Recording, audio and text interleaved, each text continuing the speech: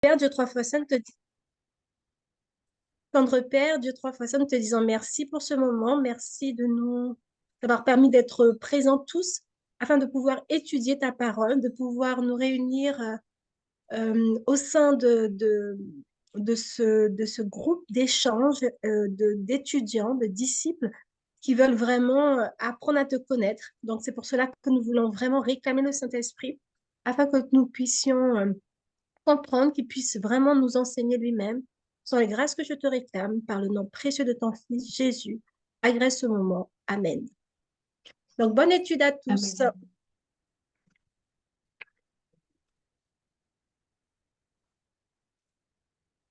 Donc, aujourd'hui, nous allons commencer notre étude du livre d'Apocalypse euh, parce que, comme vous savez très bien, on a des choses à désapprendre pour y apprendre. Il y a des choses qu'il faut réétudier et c'est toujours, c'est toujours très important de pouvoir se mettre dans la tête que la Bible, c'est la parole de Dieu infinie. Et on continue à étudier, peu importe, et à continuer à avancer dans notre compréhension de la parole de Dieu. Tu vois? Donc, voici le document. Si je vais vite, euh, le document sera disponible dans le groupe Telegram, accessible à tout le monde. Donc, comme j'ai dit, on va partir chapitre par chapitre. OK? Ce sera chapitre par chapitre. Et soyez, voilà, sans crainte de poser vos questions. Et aussi, vos recherches. Oui, vos recherches, n'hésitez pas à aller dans vos recherches. Donc, il y a des personnes qui sont en ligne, qui demandent d'ancrer, donc je ne sais pas si on peut les faire entre au fur et à mesure. Donc, on va commencer. Le chapitre premier du livre d'Apocalypse, qui est le dévoilement de Jésus-Christ, en fait. Ça, c'est notre chapitre premier. Mais avant de pouvoir parler de cette introduction du livre d'Apocalypse, je veux qu'on puisse comprendre les différentes prophéties qu'il y a dans la Bible. Il y a les différentes prophéties dans la Bible. OK? On a les prophéties dites classiques, comme Ésaïe et Jérémie. On a des prophéties dites apocalyptiques, Daniel, tu vois, Daniel et Apocalypse. Parfois, ils ont une seule application. Parfois, il y a l'application du temps et l'application futuriste, donc selon le contexte. Il y a les prophéties typologiques, c'est-à-dire de regarder, par exemple, les fêtes par rapport aux prophéties de Jésus, le ministère de Jésus et tout ça. Donc, il faut faire la différence lorsqu'on arrive à cela. Donc, pour le livre d'Apocalypse, donc on est dans une prophétie apocalyptique. Pour ceux qui ne sont pas encore dans le royaume des cieux, nous les invitons à répondre à l'évangile biblique de Jésus. Et justement, le livre d'Apocalypse, c'est un livre qui parle de Jésus, qui parle de l'évangile de Jésus, en fait, de ce que Jésus fait pour nous. Et dans le livre d'Apocalypse, c'est l'invitation pour ceux qui ne sont pas encore là de rejoindre Jésus, l'évangile de Jésus. Pour ceux qui sont dans le royaume, qui les encourage à étudier et comprendre le message que Jésus donne dans ce livre et les promesses qui vont revenir pour eux et mettre fin à la douleur et à la mort. OK? Donc, dans cette étude, nous allons nous concentrer sur les promesses et les points que Jean veut que nous puissions comprendre pour nous qui sommes croyants. Donc, c'est pourquoi le livre est intitulé La révélation de Jésus. La révélation de Jésus. OK? C'est ça le titre du livre d'Apocalypse. La révélation de Jésus. Donc, l'Apocalypse, comme tous les autres livres de la Bible, contient des paroles que Jésus, le Fils de Dieu, a placées dans l'esprit de ses rédacteurs, désignés en l'occurrence l'apôtre Jean. OK? En fait, Dieu a parlé de la même manière à tous les vrais prophètes de la Bible. OK? On a un exemple. Jérémie, par exemple. Dans Jérémie, tu m'aideras à lire, s'il te plaît, ma sœur. OK, Jérémie 1:9. Puis l'Éternel étendit sa main et toucha ma bouche. Et l'Éternel me dit, voici, je mets mes paroles dans ta bouche. Je mets mes paroles dans ta bouche. On a un exemple maintenant où Jean nous parle. Voilà, de Jean. Tu peux lire pour nous, ma soeur, s'il te plaît? Apocalypse 1, 1 et 2. Révélation de Jésus-Christ que Dieu lui a donné pour montrer à ses serviteurs les choses qui doivent arriver bientôt et qu'il a fait connaître par l'envoi de son ange à son serviteur Jean, lequel a attesté la parole de Dieu et le témoignage de Jésus-Christ, tout ce qu'il a vu. En d'autres termes, Dieu a donné à Jérémie ses propres paroles, c'est-à-dire le Seigneur Jésus a donné son propre témoignage à lui-même, à l'apôtre Jean. C'est Jésus qui donne son propre témoignage à l'apôtre Jean. Ces paroles de Dieu sont dignes de confiance. Et ce sont exactement les paroles que Dieu voulait que Jean écrive. Il lui dit, écris cela. Et si vous partez dans Apocalypse chapitre 19, par exemple, comment Jean appelle ce témoignage? Apocalypse 19, 10. Et je tombai à ses pieds pour l'adorer. Mais il me dit, garde-toi de le faire. Je suis ton compagnon de service et celui de tes frères qui ont le témoignage de Jésus. Adore Dieu, car le témoignage de Jésus est l'esprit de la prophétie. Vous comprenez? Le témoin de Jésus, ce n'est pas un prophète qui est venu avec 1844. Le témoin de Jésus, ce n'est pas un prophète moderne. Le témoignage de Jésus, c'est l'esprit de la prophétie. Pour tout étudiant de la Bible, c'est que c'est le Saint-Esprit qui témoigne Jésus. OK? C'est ça le témoignage. C'est le Saint-Esprit qui permet, on dit inspiré par les hommes, que les hommes n'ont pas, inspiré par le Saint-Esprit que les hommes ont parlé de la part de Dieu. Jésus dit dans Jean 15 que le Saint-Esprit viendra, il rendra témoignage de moi. L'esprit de la prophétie, qui est le Saint-Esprit, n'est jamais attribué à un être humain. C'est blasphématoire de l'attribuer à un être humain. Et Jean nous dit ici, il a reçu le témoignage de Jésus, qui est, OK? Qui est l'esprit de la prophétie. Et dans l'introduction de Jean, il commence par des bénédictions. Des bénédictions. Apocalypse chapitre 1, verset 3. S'il te plaît, ma soeur. Alors, bienheureux est celui qui lit et ceux qui écoutent les paroles de cette prophétie et qui gardent les choses qui y sont écrites, car le temps est proche.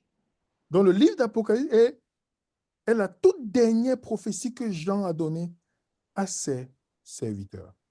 Il commence par une bénédiction en deux parties. Donc, et si vous remarquez bien, l'Apocalypse mentionne une bénédiction, je pense, c'est 7 fois qu'on voit le mot bénédiction dans le livre d'Apocalypse. 7 fois. Vous allez voir que le chiffre 7 revient plusieurs fois.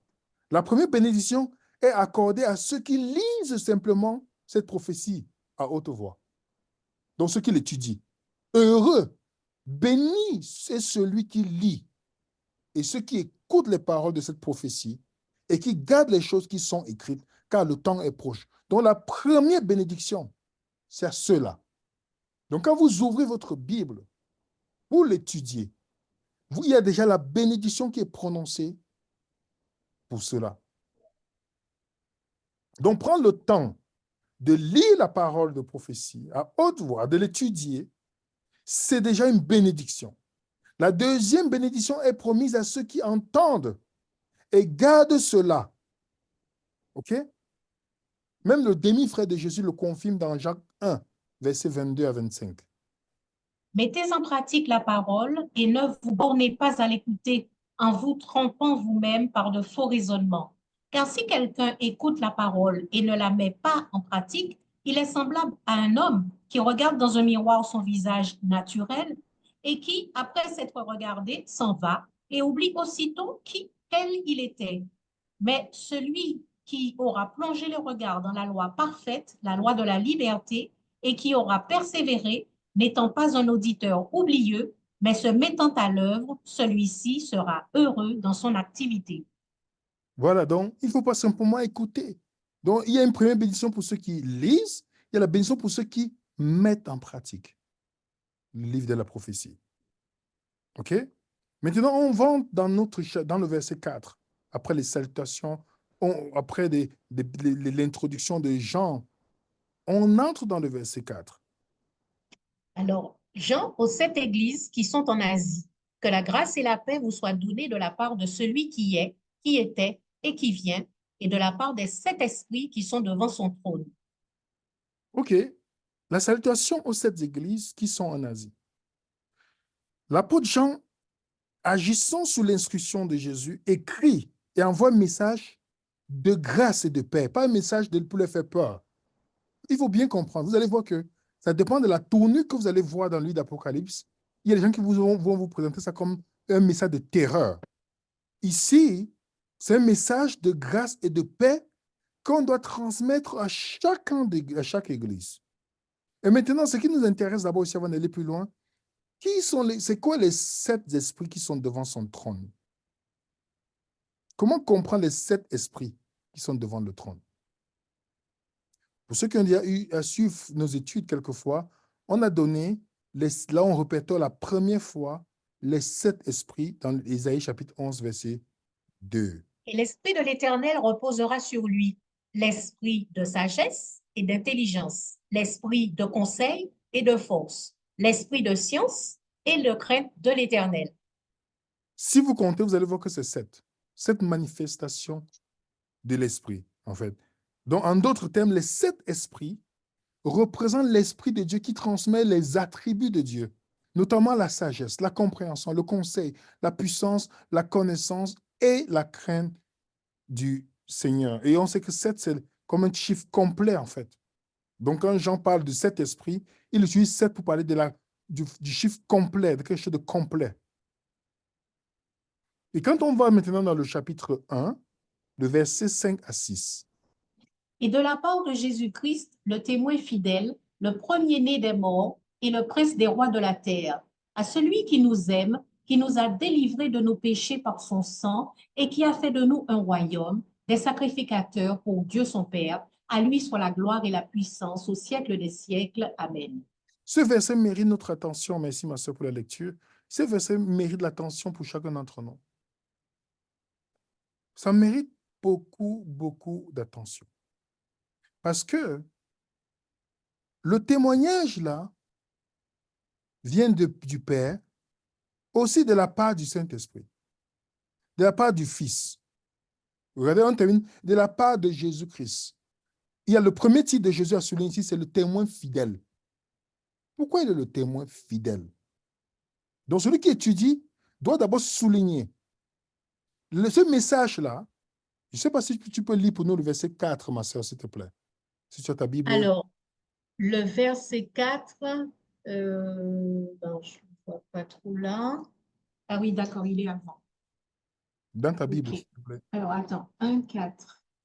Alors, Jean aux 7 églises qui sont en Asie, que la grâce et la paix vous soient données de la part de celui qui est, qui était et qui vient, et de la Bon, part des 7 esprits qui sont devant son trône. regardez bien ce que la sœur a lu. De la part de celui qui est, qui vient, vous allez voir que quand on utilise cette expression, ça fait référence au Père. De la part de cet esprit et de la part de Jésus-Christ, on voit déjà une manifestation de 3 entités ici. Parce qu'il y a souvent certains antitrinitaires qui pensent que le mot de parler qu'il y a Dieu, le Père, le Fils, le Saint-Esprit, c'est un blasphème parce qu'il n'y a pas le mot Trinité dans la Bible. Je ne sais pas quel raisonnement qu'ils utilisent pour arriver à cette conclusion. Mais remarquez bien ici, de la part de celui qui vient, de celui qui est, et aussi de la part de cet esprit, et de la part de Jésus-Christ, dans le verset 5. Donc, est-ce que vous comprenez déjà que ce qui pouvait sembler être flou dans l'Ancien Testament en ce qui concerne la manifestation de Dieu devient plus clair dans le livre d'Apocalypse? Il y a de la part de celui qui est, il y a de la part de cet esprit, il y a de la part de Jésus-Christ. Maintenant, l'autre chose à souligner, le témoin fidèle. Pourquoi les témoins fidèles? C'est une question que, en étudiant, nous devons progresser, nous poser des questions. Est-ce que vous savez que Jésus est il est témoin pourquoi? Parce qu'il est un accusateur. Il est témoin pour qui? Pour nous. Il est témoin pour nous. Pour ceux qui ont vu notre vidéo sur le jugement, Jésus n'est pas qu'un autre avocat. Il est aussi juge et il est aussi notre témoin. Ce qui fait que ça rend notre salut plus intéressant face à l'accusation de l'ennemi. Donc, il est témoin fidèle. Ce qui va nous intéresser aussi ici, c'est le premier-né des morts. Le premier-né des morts. Pour comprendre d'abord la signification du premier mot de mort, on a deux textes bibliques qu'on va d'abord lire ensemble. Genèse 2, 1, verset 26 à 27 et Genèse 2, verset 16 à 17. Alors, Dieu dit, alors faisons l'homme à notre image, selon notre ressemblance, et qu'il domine sur les poissons de la mer, sur les oiseaux du ciel, sur le bétail, sur toute la terre, et sur tous les reptiles qui rampent sur la terre. Dieu créa l'homme à son image. Il le créa à l'image de Dieu. Il créa l'homme et la femme. Ensuite, l'Éternel Dieu donna cet ordre à l'homme. Tu pourras manger de tous les arbres du jardin, mais tu ne mangeras pas de l'arbre de la connaissance du bien et du mal, car le jour où tu en mangeras, tu mourras certainement. Donc, Dieu, malgré l'avertissement de Dieu, Dieu crée l'homme à son image et avec toute la beauté possible. Dieu lui donne l'ordre. Depuis que l'homme a mangé cela, l'esprit de l'homme, il est tombé dans la mort. Parce que n'oubliez pas, est-ce qu'ils sont morts directement physiquement? Non. Ils sont morts spirituellement dans le jardin. On peut être vivant, mais être mort spirituellement. Il y a beaucoup de gens vivants, mais qui n'ont pas la vie. Dans 1 Jean 5, verset 12, on dit, celui qui a le Fils a la vie. On peut être vivant, mais on n'a pas la vie en nous. Donc, depuis là, la honte, la culpabilité, on est spirituellement séparé de Dieu. Depuis ce moment-là. OK? Donc, l'humanité déchue, nous sommes morts. On a besoin de renaissance. Pourquoi on parle de naître de nouveau? Quand on dit naître de nouveau, naître, ça veut dire que tu es mort. Tu dois naître. Tu dois revivre. Vous comprenez? Donc, par l'action du péché, nous sommes morts. On est nés, on est tous morts spirituellement, ennemis de Dieu. Et c'est pourquoi l'évangile prend tout son sens. Jésus dit à Nicodème, il faut que tu naisses de nouveau. Nicodème n'avait pas compris parce qu'il pensait qu'il fallait qu'il rentre dans le ventre de sa mère, dans Jean chapitre 3. Pourtant, nous tous, on sait très bien qu'on a besoin d'une nouvelle naissance pour entrer dans le royaume des cieux. Et c'est pourquoi Jésus vient mourir, verser son sang au calvaire, et la seule et unique bonne nouvelle qui rétablit cette relation spirituelle avec Dieu qui a été perdue le jour où Adam et Ève ont mangé le fruit défendu. Et c'est pourquoi l'évangile devient une bonne nouvelle, les amis. Grâce à Jésus, vous et moi, on a la vie et Dieu l'annonce. Tu peux lire pour nous dans Genèse chapitre 3, verset 14 à 15, ma soeur, s'il te plaît. L'Éternel Dieu dit au serpent, puisque tu as fait cela, tu seras maudit entre tout le bétail et entre toutes les bêtes des champs. Tu marcheras sur ton ventre et tu mangeras de la poussière tous les jours de ta vie. Je mettrai inimitié entre toi et la femme, entre ta descendance et sa descendance. Elle t'écrasera la tête et tu lui blesseras le talon. Donc Dieu annonce ici quelqu'un qui viendra par la femme que Satan a trompée, que le serpent a trompée, mais cette personne-là sera blessée. Donc, cette bonne nouvelle selon laquelle Dieu enverra un libérateur pour écraser le trompeur et sauver l'humanité qu'il a trompée est l'évangile de Jésus-Christ. C'est la bonne nouvelle qui permet aux gens de naître de nouveau. Jésus l'a dit à Nicodème. Il n'y a pas d'autre évangile. Il n'y a pas l'évangile de jugement investigatif qui donne. Non, non. La bonne nouvelle de l'évangile. Voilà la bonne nouvelle. C'est la seule qui sauve. Il n'y a pas le message, il n'y a pas le bras droit de la santé, il n'y a pas tout ça. C'est la bonne nouvelle qui sauve. Vous pouvez faire toutes les autres choses. Ça ne vous servira à rien si vous n'avez pas la bonne nouvelle. C'est la bonne nouvelle qui donne la vie. Pour renaître de nouveau, vous pouvez changer toutes vos habitudes. Mangez les légumes, tofu, comme vous voulez. Allez vous entraîner comme vous voulez. Pourtant, c'est des bonnes choses. Mais si vous n'êtes pas né de nouveau, cela ne servira à rien. C'est comme si vous et moi, nous bâtissons sur le sable. L'évangile, c'est ça qu'il faut, les amis. Et ce n'est pas pour rien quand vous voyez 1 Corinthiens chapitre 15, versets 1 à 5. Écoutez bien les paroles de l'apôtre Paul, s'il vous plaît, les amis. Je vous rappelle, frères, l'évangile que je vous ai annoncé, que vous avez reçu, dans lequel vous avez persévéré et par lequel vous êtes sauvés, si vous le retenez tel que je vous l'ai annoncé. Autrement, vous auriez cru en vain. Je vous ai enseigné avant tout, comme je l'avais aussi reçu, que Christ est mort pour nos péchés, selon les Écritures, et qu'il a été enseveli et qu'il est ressuscité le troisième jour, selon les Écritures. Vous voyez ça, les amis? Paul dit l'évangile que je vous ai annoncé et que vous avez reçu, dans lequel vous avez persévéré, par lequel vous êtes sauvés. Vous n'êtes pas sauvé en croyant un prophète moderne. Vous n'êtes pas sauvé en croyant. C'est l'évangile, les amis, qui nous délivre de notre état. Le salut, le message de l'évangile de Jésus-Christ, c'est ce qu'il est mort pour nos péchés, qu'il a été enseveli et qu'il est resté le troisième jour, comme les Écritures le disent. Voilà l'évangile, les amis. Il n'y a pas un autre, c'est l'évangile qu'il faut. C'est pourquoi Paul dit dans Galates chapitre 1, je m'étonne que vous détournez si promptement de l'évangile que vous avez reçu. Non pas qu'il y ait un autre évangile, mais il y a des gens qui veulent renverser l'évangile de Christ.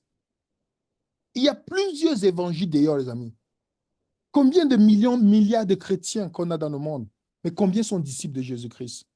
Combien sont réellement nés de nouveau? Combien sont nés de nouveau parmi tous ces chrétiens? Combien ont reçu l'évangile qui libère? Vous n'avez pas remarqué que nous, en tant que pécheurs, on a tendance à se mettre sous le joug de l'esclavage que d'accepter la liberté en Christ? C'est pourquoi les religions organisées ont réussi. Parce que l'être humain a besoin de se mettre sous le joug de l'esclavage. Il est né dans l'esclavage spirituel. Il a besoin d'être sous le joug de l'esclavage. C'est pourquoi nous avons besoin de l'évangile. Jésus est le premier-né des morts parce que, et Paul le confirme, regardez dans 1 Corinthiens 15, ce qu'il dit. Car puisque la mort est venue par un homme, c'est aussi par un homme qu'est venue la résurrection des morts. Et comme tous meurent en Adam, de même aussi tous revivront en Christ, mais chacun en son rang. Christ comme prémisse, puis ceux qui appartiennent à Christ lors de son avènement. Ah, vous comprenez pourquoi Jésus est le prémisse des morts, les amis? Est-ce qu'il y a des gens qui sont morts ressuscités dans l'Ancien Testament? Oui. Vous savez combien de résurrections on a dans l'Ancien Testament? 7 résurrections. Vous avez à compter? Des personnes qui sont mortes, 7 environ. Mais dites-moi, les gens qui sont ressuscités là, ils ne sont pas morts aussi? Jésus a ressuscité Lazare, n'est-ce pas? Est-ce que Lazare n'est pas mort encore de nouveau? Mais pourquoi Jésus est la prémisse? Adam était le premier homme à apporter la mort. Jésus est le second, le dernier Adam, le Dieu incarné qui a apporté la vie éternelle. Sans Jésus, il n'y aurait pas de vie éternelle pour l'humanité déchue. C'est pourquoi il est le premier en toutes choses. Par conséquent, Jésus est le premier d'entre les morts. Vous comprenez? C'est pourquoi le livre d'Apocalypse dit qu'il est le premier. Le premier. Sans lui, personne n'a la vie éternelle. Personne. Impossible d'avoir la vie éternelle sans Jésus. Donc Jésus, qui est le premier-né d'entre les morts, excusez-moi, il est le premier-né entre les morts, il est le prince des rois de la terre. Oui. Plus tard, on dit il est le roi des rois.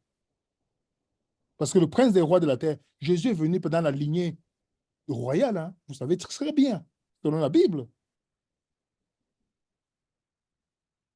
Et qui a fait de nous un royaume, d'autres versions disent des rois et des sacrificateurs. Voilà un privilège qu'on a volé aux chrétiens modernes. Des faux pasteurs, des faux prophètes viennent vous faire croire que vous êtes autre chose que des rois et des reines et des sacrificateurs. Dans l'Ancien Testament, être sacrificateur était réservé uniquement aux descendants de Aaron. Pas tous les Lévites n'étaient pas sacrificateurs. Mais Jésus, qui est un sacrificateur, selon l'ordre de Melchisédek et non Aaron, il a rendu tous les croyants rois, reines et sacrificateurs. Il dit tous les croyants. Si les gens qui disent qu'ils ont fait la théologie génétiquement modifiée, s'ils avaient une seule cohérence biblique, ils ne devaient jamais demander la dîme aux croyants, parce qu'on est tous sacrificateurs aujourd'hui. Et les sacrificateurs ne recevaient pas la dîme. Même quand on leur donnait quelque chose, c'était 1%, pas 10%. Donc voilà un titre, Jésus, on dit qu'il a fait de nous, Jésus a fait de vous et moi des rois et des sacrificateurs. En fait, les sacrificateurs, c'était des gens qui étaient dans l'Ancien Testament, c'était ceux qui jouaient la liaison entre Dieu et les hommes. Donc Jésus, par cela, nous rend, vous et moi, des personnes qui doivent aller porter la bonne nouvelle à ceux qui n'ont pas encore reçu la bonne nouvelle. Le sacrificateur était cet agent-là dans l'Ancien Testament.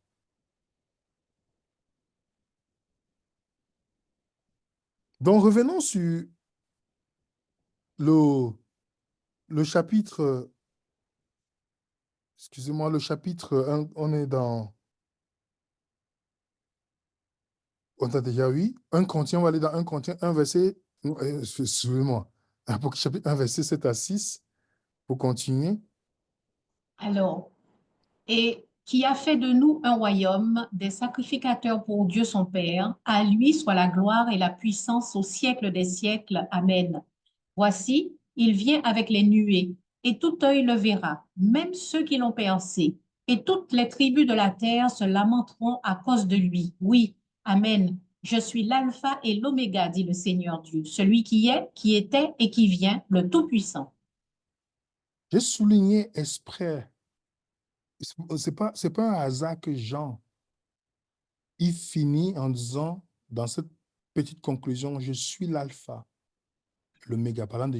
C'est Jésus qui parle ici, il répète, il dit le Seigneur Dieu, celui qui était, qui vient, le Tout-Puissant. Parce que, si vous remarquez bien, l'expression alpha-oméga, qui est une expression, si on vient en français, ça veut dire premier et dernier, c'est une expression qu'on attribue à Dieu uniquement. Dans toutes les sectes millérites ou toutes les autres religions qui nient la divinité de Jésus-Christ, le livre d'Apocalypse est une réponse incroyable. Parce que l'expression premier et dernier, on trouve ça dans Isaïe 44, verset 6. Tu peux lire, ma soeur, s'il te plaît. Ainsi parle l'Éternel, roi d'Israël et son Rédempteur, l'Éternel des armées. Je suis le premier et je suis le dernier, et hors moi, il n'y a point de Dieu. Donc, dans votre Bible, pour ceux qui ont la Bible écrite là, notez Isaïe 44, verset 6 à côté de « Je suis le premier et le dernier ». Le jour qu'un témoin Jéhovah vous parle, vous pouvez aller directement voir la référence. Vous notez seulement avec un petit crayon à côté.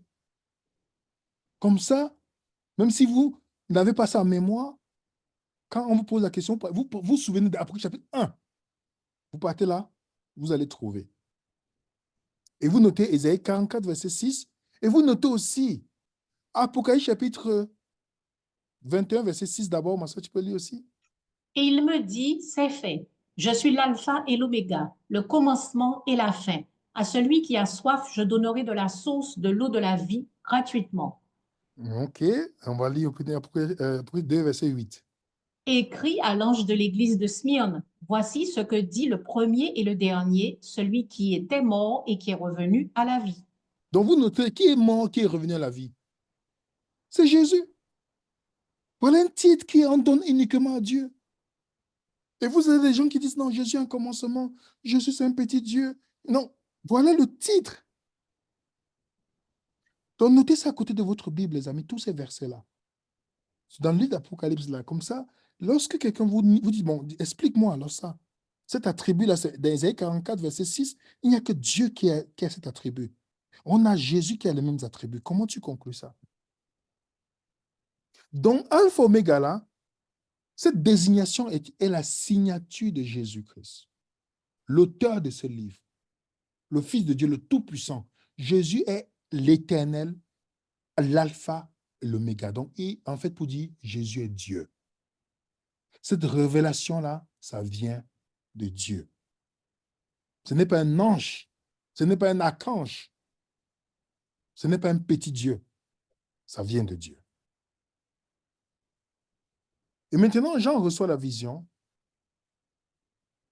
dans le chapitre 1er, le verset 9 à 11. Moi, Jean, votre frère, et qui ai part avec vous à la tribulation et au royaume et à la persévérance en Jésus. J'étais dans l'île appelée Patmos à cause de la parole de Dieu et du témoignage de Jésus. Je fus ravi en esprit au jour du Seigneur, et j'entendis derrière moi une voix forte, comme le son d'une trompette, qui disait, ce que tu vois, écris-le dans un livre et envoie-le aux 7 églises, à Éphèse, à Smyrne, à Pergame, à Thyatire, à Sardes, à Philadelphie et à Laodicée.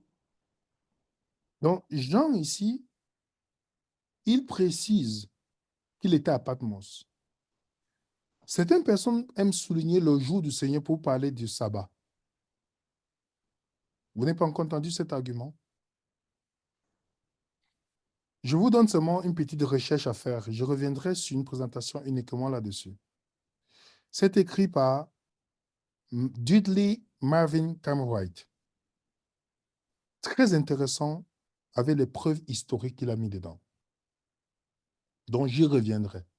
Donc, dans la documentation sur les voies, vous prenez le PDF est gratuit en ligne, en anglais, mais grâce à Google Translation, vous pouvez lire. Je vous suggère de lire tout le document en PDF parce que c'est bourré de bonnes informations historiques. OK? Donc, Jean s'adresse aux 7 églises. Alors, il y a souvent un problème. D'abord, il faut d'abord qu'on note. Voilà, c'est l'île de Patmos que vous voyez sur l'écran. Et voici le pays de naissance de Jean. Donc, Jean n'est pas chez lui. Quand vous regardez, il n'est pas chez lui. Donc, il est en grande distance chez lui. Il est mis dans un endroit pour les prisonniers. Et Jean nous dit que la lettre qu'on lui donne, c'est pour les 7 églises. Donc, regardez bien les églises là. Si je me suis mis un schéma plus agrandi, vous allez voir comment ces églises sont. 1, 2, 3, 4. Vous avez l'impression qu'il n'y a pas de hasard dans la vision biblique. OK? Il n'y a pas de hasard. Et même Jean, quand il énumère selon l'ordre, un ordre. Première chose qu'on doit comprendre pour ne pas se tromper, et ça, c'était une des erreurs que moi j'avais lorsque j'ai lu d'Apocalypse, c'était d'oublier déjà que c'était d'abord des églises existantes de l'époque qui étaient dans ces différentes villes. Donc, les lettres étaient destinées à des personnes vivantes d'abord de l'époque de Jean. Avant de pouvoir interpréter Apocalypse, comme si Jean écrivait ça dans le vide, il faut bien retenir qu'il écrivait ça d'abord aux gens de l'époque. Il le précise, mes chers amis, dans le verset 19. Écris donc ce que tu as vu et celles qui sont et celles qui doivent arriver après elles. Donc, remarquez bien ce que l'apôtre dit ici. Écris donc les choses que tu as vues, et celles qui sont, et celles qui doivent arriver après elles. Donc, il y a double application ici, les amis. Ça veut dire que dans la série d'études, nous devons toujours avoir l'interprétation historique du livre d'Apocalypse et leur vision eschatologique, donc futuriste, donc qui va venir dans le futur. Est-ce qu'on est bien d'accord, les amis? Donc, quand vous parlez de la marque de la bête, votre esprit doit être, vous devez vous poser la question. Est-ce que la marque de la bête est un phénomène que les contemporains des gens ont vécu avant de pouvoir interpréter la marque de la bête aujourd'hui? Sinon, vous allez passer à côté de beaucoup de choses. Quand Jean parle d'Israël, il parle d'Israël spirituel ou il parle... Parce que les gens qui reçoivent la lettre, ils pensent qu'Israël est spirituel ou ils pensent que c'est Israël. Ils reçoivent la lettre. Donc, chaque fois qu'on se déroute un peu du côté historique, et en oubliant les gens qui ont reçu d'abord ça, ça nous pose beaucoup de problèmes dans notre interprétation. Et moi, c'était mon erreur, en fait. C'était mon erreur. En oubliant qu'il y avait des gens de la période des gens. Est-ce qu'on est bien d'accord là-dessus, les amis? Parce que je veux qu'on soit clair. Parce qu'avant d'aller loin, on n'est qu'à notre introduction, avant d'aller loin dans cette étude, chaque fois que vous lisez Apocalypse, posez-vous la question. Jean appelle ses auditeurs, les gens qui vont lire, les lecteurs du livre d'Apocalypse, de son époque à qui il envoie les lettres, il leur demande d'avoir la sagesse de calculer. C'est parce qu'il savait, il a demandé de calculer le chiffre, le nom de la bête, c'est parce que dans la période où il vivait, il y avait aussi ce phénomène. C'est pourquoi il leur demande d'avoir ce que la sagesse calcule. Donc n'oublions jamais, les amis, dans nos prochaines, chaque fois que nous lisons ce livre, de nous rappeler qu'il y a double application de ce livre. OK? Et les 7 églises sont bien reparties en ordre. On dit bien à Éphèse, à Smyrne, à Pergame, à Thyatire, à Sardes, à Philadelphie, à Laodicée. Donc, il y a des choses que ces églises vont vivre à l'époque de Jean. Il y a ce que nous devons comprendre dans le niveau eschatologique. Qu'est-ce que le niveau eschatologique pour vous et moi? C'est qu'est-ce que nous pouvons apprendre individuellement de cette église dans l'application spirituelle. Cette IS, l'application historique. Dans toutes les descriptions, on va étudier chacune de ces églises à part. Donc, on aura chaque présentation pour chaque église. On va d'abord regarder ce qui est arrivé historiquement au temps des gens et maintenant comprendre ce que nous pouvons en tirer comme leçon pour nous autres qui vivons ce temps. Donc, n'oublions pas toujours, n'oublions pas ça. Double application. Les églises sont données dans un ordre bien défini que nous ne devons jamais oublier. Jamais. Et vous allez voir à la fin de cette église, on va mettre ensemble tout le message de cette église, ensemble pour voir ce que ça nous donne comme message. Conclusion pour notre introduction. En lisant cette introduction du livre d'Apocalypse, nous pouvons en tirer 6 points importants. 6 points. Les paroles même du livre d'Apocalypse constituent le dévoilement final par notre Seigneur Jésus-Christ des événements de la fin qui précèdent son retour. Ça, c'est une réalité. Un autre point aussi, cette prophétie est adressée à cette église qui représente le corps entier du Christ dans les âges menant au retour de Jésus. Par conséquent, il est important que chaque membre du corps du Christ lise, entende et comprenne cette prophétie. Et ça adresse tous les croyants, cette prophétie. Donc, n'oublions pas. Il est important de savoir qu'aucun saint de Dieu ne sera jamais seul dans les événements de la fin des temps parce que le Saint-Esprit ne s'éloignera jamais de ceux qui connaissent et qui aiment Jésus. Et vous allez comprendre. Les sectes millérites vont vous dire toujours que au moment de la tribulation, Dieu va abandonner les gens. Les gens seront seuls. Ce que la Bible, je vais vous démontrer dans le livre d'Apocalypse que c'est faux. Dieu n'abandonnera jamais son peuple. L'expression, le temps de trouble de Jacob, que tu es seul. Non, non, non. Ne tombez pas dans ce piège-là, ça n'existe pas. Jésus sera toujours avec son peuple jusqu'à la fin. Jusqu'à la fin. Dieu ne va pas vous laisser seul. Impossible. Si vous laisse seul, vous n'allez jamais résister à l'ennemi. Vous et moi. Personne ne sera seul dans les moments difficiles. Ésaïe le dit, tu es dans l'eau, je serai avec toi. Tu es dans le feu, je serai avec toi. Dieu n'abandonnera pas ses enfants. Ça, c'est, vous devez avoir ça comme garantie que peu importe ce que vous et moi on traverse, le Seigneur n'abandonnera pas ses enfants. Vous ne serez jamais seul. Donc, ne croyez pas à ces faux prophètes qui vous disent que dans le moment de la tribulation, l'Esprit de Dieu va vous quitter. Vous serez... Non, non, non, non, non. Bibliquement, vous n'avez pas de... on va vous démontrer dans le livre de l'Apocalypse. Jésus est sacrificateur selon l'ordre de Melchisédek. Et il sera avec vous, vous et moi, jusqu'à la fin. Un autre point, ceux qui lisent simplement les paroles de Jésus seront bénis. Ceux qui répondent aux avertissements deviennent acteurs compte tenu de cette prophétie, recevant une bénédiction supplémentaire. C'est ce que la Bible nous dit. Donc, en étudiant cette prophétie, la bénédiction est mentionnée au total 7 fois. 7 fois. Et l'apôtre Jean a reçu cette vision le jour du Seigneur. Les premiers écrits de l'Église mentionnent clairement ce que ce jour était le dimanche, le premier jour de la semaine. Vous allez voir dans le document que je vous donner, vous allez voir clairement, pas que c'était un jour qu'on adorait le Seigneur, c'était juste le nom que les gens de l'époque connaissaient, avant même que l'Église catholique romaine existe. Ce n'est pas qu'ils adoraient le dimanche, mais les gens prononcent cette expression en fonction de ces gens-là qui avaient reçu. Est-ce que vous comprenez, les amis?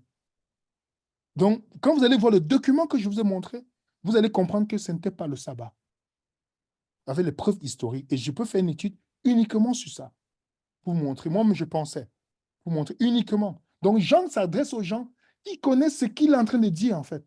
Ils connaissent le jour. Et pour terminer, en tant que source de cette prophétie, Jésus-Christ est le seul et unique esprit de prophétie. C'est une hérésie pour quiconque d'autre de revendiquer ce titre. Voilà le point que nous devons noter ici. Et il est temps pour notre introduction, comme je vous ai dit, on va aller petit à petit, les amis. Il est temps pour notre introduction de pouvoir réétudier avec, petit à petit, dans notre introduction, on l'a fait. Si Dieu permet, les jours suivants, nous allons aller dans chaque église jusqu'au chapitre 22, les amis. 21, 22. On va aller petit à petit, toujours se rappeler dans l'esprit. Jean s'adresse à des personnes qui vivent dans cette période, qui connaissent ce que Jean est en train de dire. Donc, Jean utilise des expressions qu'eux, ils vont comprendre. Donc, avant d'interpréter quelque chose pour nous d'abord, nous devons d'abord comprendre d'abord que ces gens ont reçu d'abord. Qu'est-ce qu'ils comprenaient par là? Qu'est-ce qu'ils comprenaient? Parce que chaque fois qu'on oublie ça, on va penser que Jean s'adressait à nous premièrement. Non, il s'adressait d'abord à eux. Donc, ils savent c'est quoi le jour du Seigneur. Ils savent c'est quoi le chiffre de la bête. Ils savent c'est quoi calculer. Pourquoi calculer? Je ne pense pas que pour ceux qui vivent en France, on les demande de calculer le chiffre des nombres de personnes. Donc, il faut comprendre toujours à qui il s'adresse.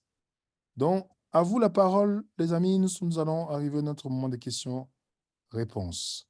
En tout cas, gloire à Dieu pour ce moment et que l'Esprit Saint nous ouvre les yeux et nous convainc surtout des paroles que Jésus nous a laissées. Alors, le chat va être ouvert à tous, que vous puissiez... voilà, super. Merci. Merci Géraldine. Alors, n'hésitez pas à poser vos questions en relation avec le sujet et n'hésitez pas aussi à lever la main, à prendre la parole pour vous adresser directement à la personne qui a fait la présentation de ce jour. À William directement. Donc, visiblement, l'introduction était très claire. Le document sera mis dans le groupe. Comme ça, vous allez avoir accès à la documentation, Ah, groupe Telegram. nous avons iPad de Max. Bonjour. Ben, vous pouvez réactiver votre micro.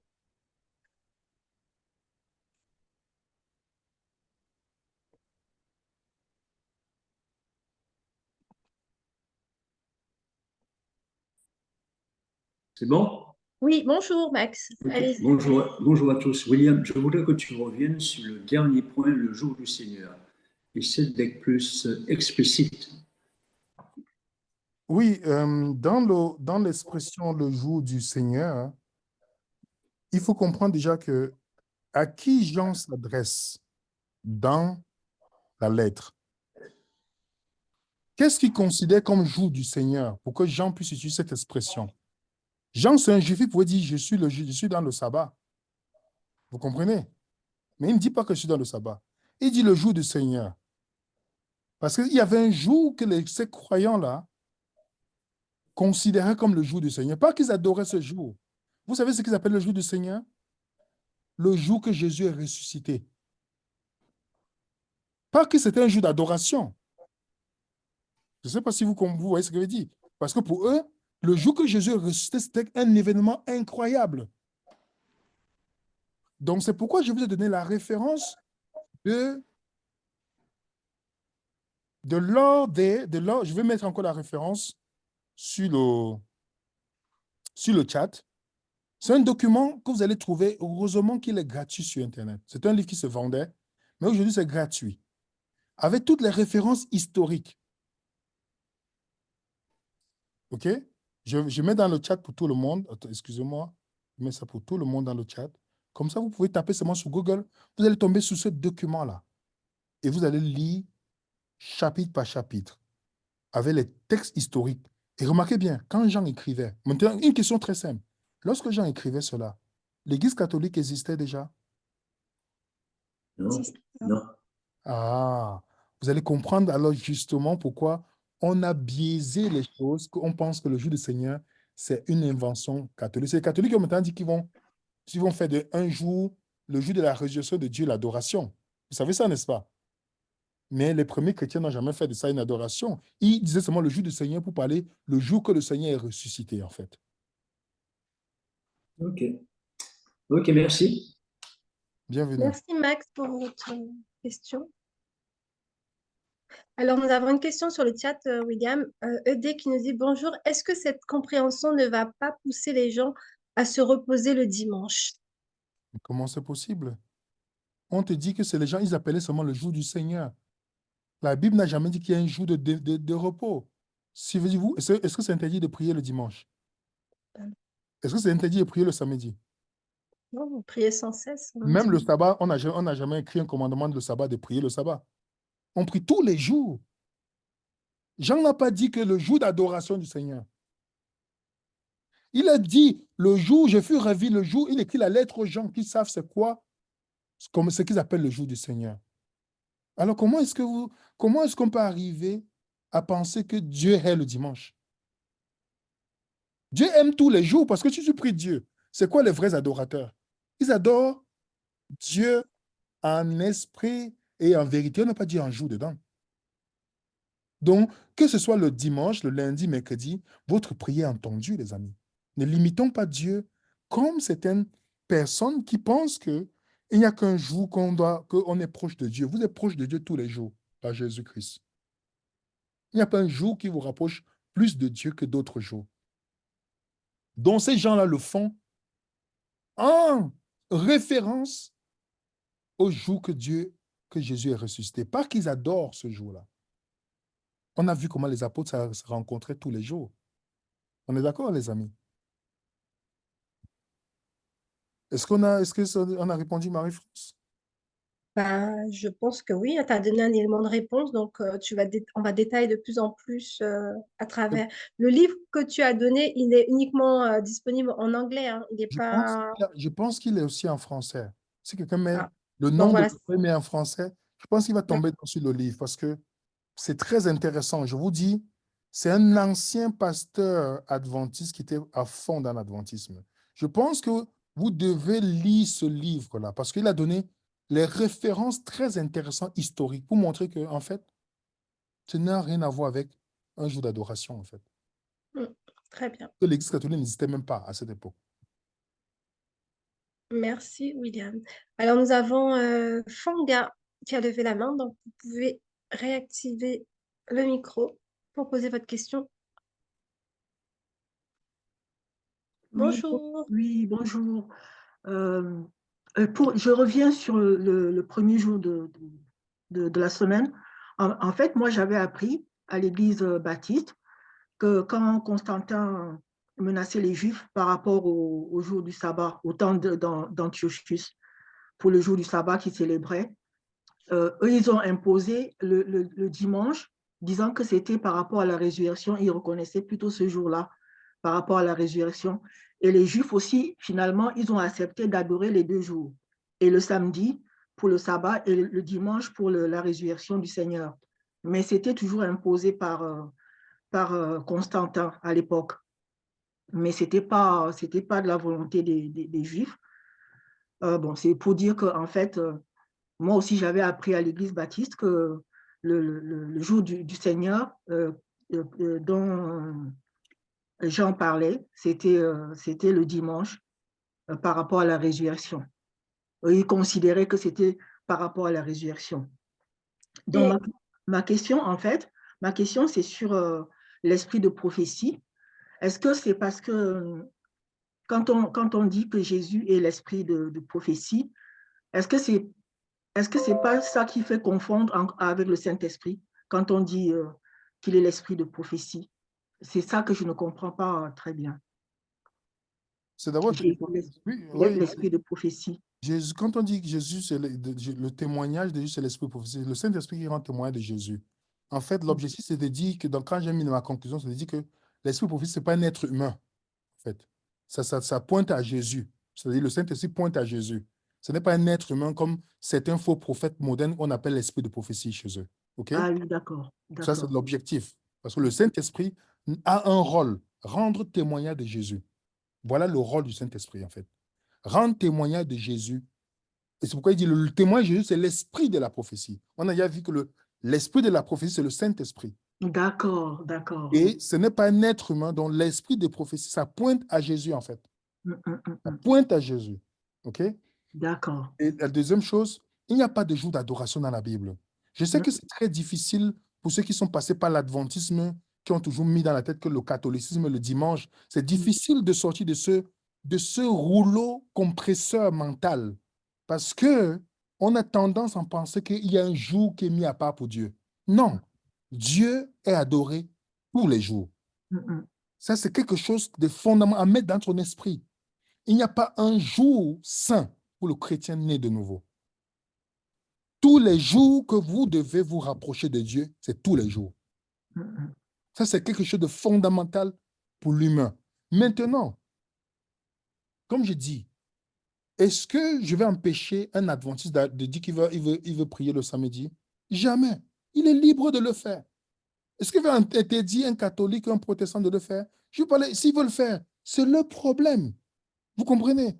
Je ne peux pas le dire. Il ne faut pas on tombe dans l'autre côté de le point pour dire, oh, vous le faites, vous êtes satanique. Non. Si vous voulez le faire, faites-le. Mais il n'est pas biblique. D'accord? Je dis qu'il y a un jour d'adoration. L'adoration n'est pas liée à un jour dans la Bible. Même le sabbat n'était pas un jour d'adoration. Oui. Donc, on a pu démontrer déjà cela. Donc, l'adventiste qui veut prier le samedi, qui pense seulement au samedi, qui veut prier en semaine, ne peut pas le faire. OK, c'est son choix devant Dieu, sa relation avec Dieu. OK? Voilà le point. Et je pense qu'on a terminé pour ce qui concerne les questions. Oui, j'ai bien compris maintenant.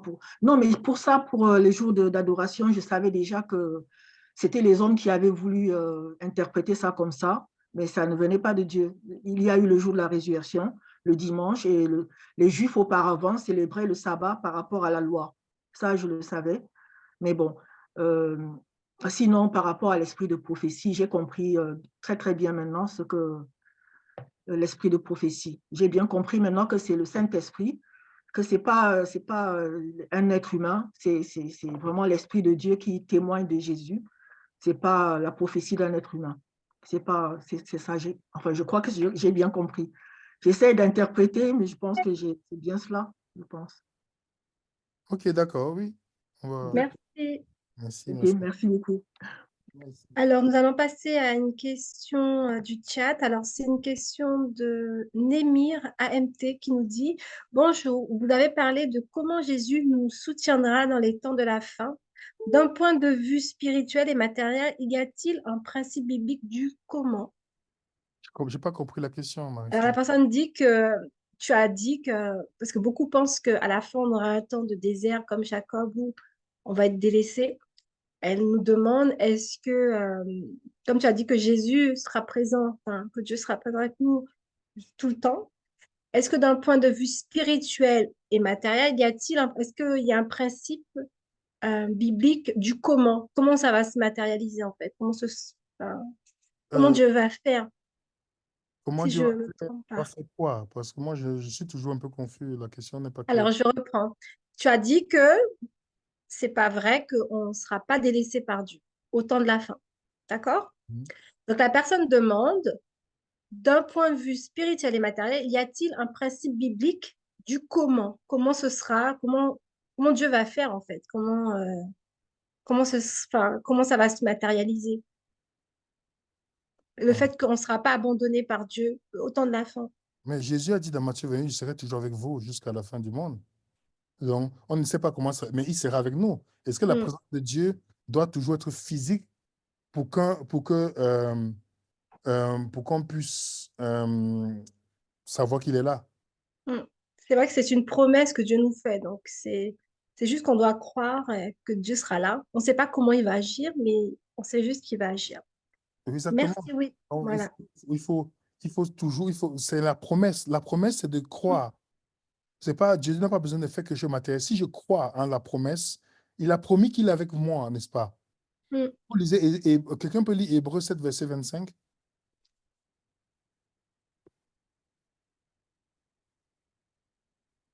T'as trouvé, Mylène, ou tu veux que je lise?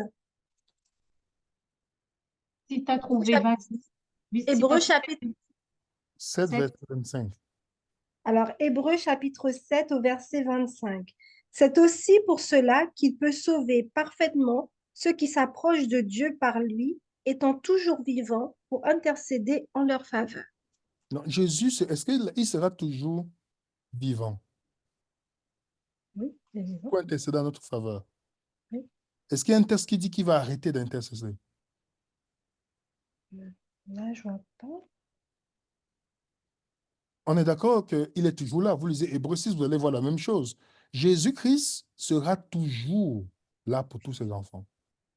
Vous lisez Apocalypse chapitre 11, verset 15, Hébreux 6, verset 19 à 20, Hébreux chapitre 7, quand Jésus, il sera toujours, il est intercesseur pour toujours pour son peuple. D'autres versions disent, on a fait intercesseur pour son peuple. Il sera toujours là. Matthieu 28, je serai toujours avec vous jusqu'à la fin. Et être avec nous, Dieu n'a pas besoin de faire une manifestation physique. Il sera avec nous comme il a promis. Maintenant, est-ce que j'y crois? C'est ça la question. Est-ce que je crois que malgré la souffrance, Dieu est avec moi? Est-ce que je crois? C'est comme il a dit. Tu vois? Est-ce que je crois? Si je ne crois pas, c'est ça le problème. Mon problème maintenant, c'est ma croyance. Si tu lis Ésaïe 43, tu peux lire Ésaïe 43 pour nous, ma sœur, s'il te plaît? Ésaïe 43, le verset 1 à 2. OK, Ésaïe 43, 1 à 2. Ainsi parle maintenant l'Éternel qui t'a créé, ô Jacob, celui qui t'a formé, ô Israël. Ne crains rien, car je te rachète. Je t'appelle par ton nom, tu es à moi. Si tu traverses les eaux, je serai avec toi. Et les fleuves, ils ne te submergeront point. Si tu marches dans le feu, tu ne te brûleras pas, et la flamme ne t'embrasera pas. Vous comprenez? On a les trois compagnons de Daniel. Ils n'étaient pas sûrs mais Dieu était avec eux. Donc, ne pensez pas que la présence de Dieu, c'est l'absence du mal. Dieu peut être là, même si le mal on est en train de vivre la souffrance, mais il est présent. Donc, le feu, comme dans l'eau, il est là. Donc, maintenant, si j'ai la foi, voilà, c'est là la question. Il a promis, et Dieu n'est pas un menteur. Merci, William. Nous allons passer par les personnes qui ont levé la main. Donc, Love Christ, allez-y, vous pouvez désactiver votre micro. Bonjour à tous. En fait, ma question rejoint celle-ci. Mhm. Le point numéro 4, là, en précisant que nous ne serons jamais seuls au temps de la fin. Et je me disais, mais pourquoi cette précision? Parce que nous savons en tant qu'enfants de Dieu que nous sommes jamais seuls, que Christ est toujours avec nous, que la protection de Dieu est toujours sur nous. Donc je me disais, mais est-ce que j'ai raté quelque chose dans la présentation? Pourquoi cette précision que justement au temps de la fin, nous ne serions pas seuls, puisqu'on n'est déjà pas seuls, déjà en vivant avec cette foi que nous avons en Jésus-Christ. William, Mais réponse par pourquoi rapport. cette précision pour les temps de la fin? C'est important de préciser parce que beaucoup de sectes mélérites vont vous dire que lors de la tribulation, l'Esprit de Dieu va quitter, vous n'aurez aucun intercesseur, vous devez rester seul. Ah, Donc, d'accord, ok. sur le livre d'Apocalypse pour pouvoir justifier ça en disant que voilà, vous serez seul et dans le temps de trouble de Jacob, tout le temps de trouble de tel, voilà. Donc, pour D'accord. préciser que le livre d'Apocalypse, c'est une bonne nouvelle de Dieu pour montrer, en fait, quand on va avancer au fur et à mesure, on verra en fait que l'objectif, c'est de rassurer le croyant, en fait, de tout Ok. ce qui va venir, pas de et non de le faire peur qu'il sera abandonné un seul instant. Le Seigneur sera toujours avec le croyant jusqu'à la fin. Merci, William. Oui, ok. Dans ce sens-là, je comprends très bien. Merci beaucoup. Merci. Alors, nous allons passer à une question sur le chat. Alors, ED dit donc je pense que c'est le système, pourquoi les systèmes adventistes pensent qu'ils sont Laodicée, donc la dernière église. Ce nom signifie peuple en jugement et ils font le lien avec le jugement investigatif en citant le verset qui dit que Dieu commencera par juger sa maison, 1 Pierre 4, verset 17. Comme on a expliqué, on n'est même pas encore dans l'Odyssée. On a déjà expliqué que les 7 églises, c'est des périodes. Ce n'est pas. Il y a 2 visions. Il faut bien respecter l'interprétation qu'on vient d'expliquer, on vient de donner. Jean écrit à des églises qui existent dans l'époque. On est d'accord? Est-ce qu'on est d'accord, les amis? Il faut mettre dans le chat. Est-ce qu'on est d'accord? Oui. Oui. OK. Deuxième chose, il écrit aussi pour ce qui va arriver à la fin des temps. Donc, il y a double application. Le temps de Jean, l'Odyssée, c'était quelque chose de physique. On est d'accord? C'était une ville, et il y avait une église qui existait. OK?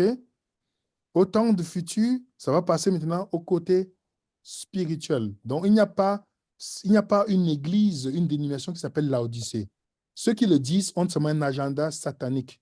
Il n'y a pas une dénomination qui va se proclamer l'Odyssée. Les 7 églises sont des périodes. Sont des périodes.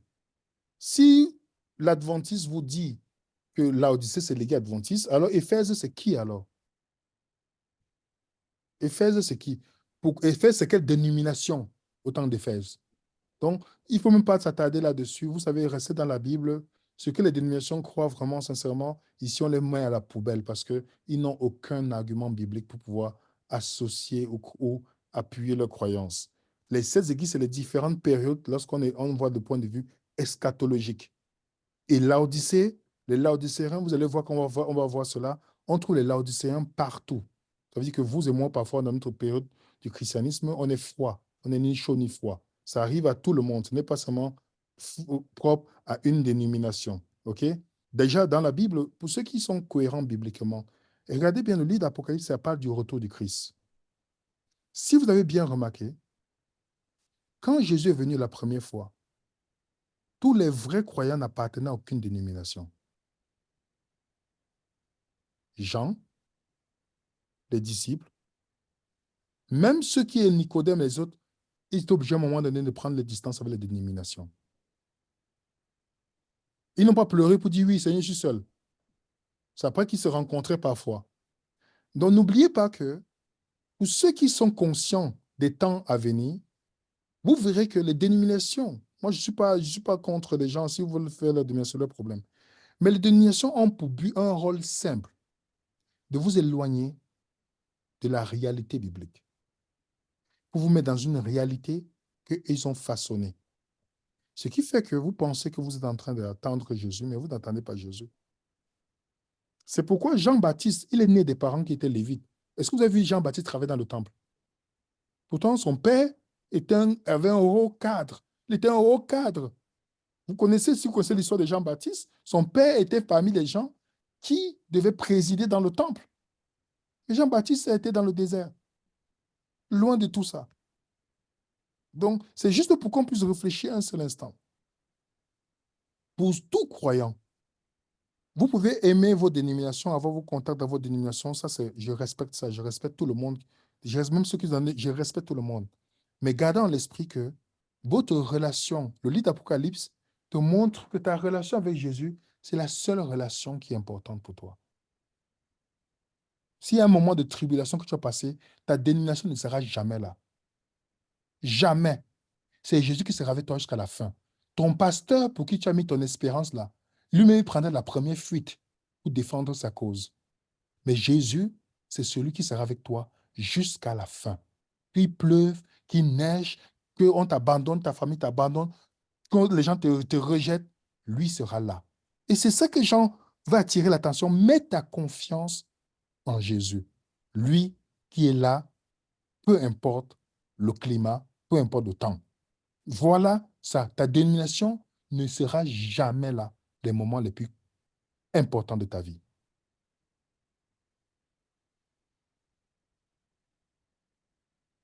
Merci, William. Alors, nous allons passer la parole à Jean-Marie et Natacha. Donc, vous pouvez réactiver votre micro. Non, Bonsoir à tous. Bonsoir. Ouais. Ah, j'entends plus personne maintenant. C'est pas possible. Tu nous entends pas, Natacha? Mais j'entends.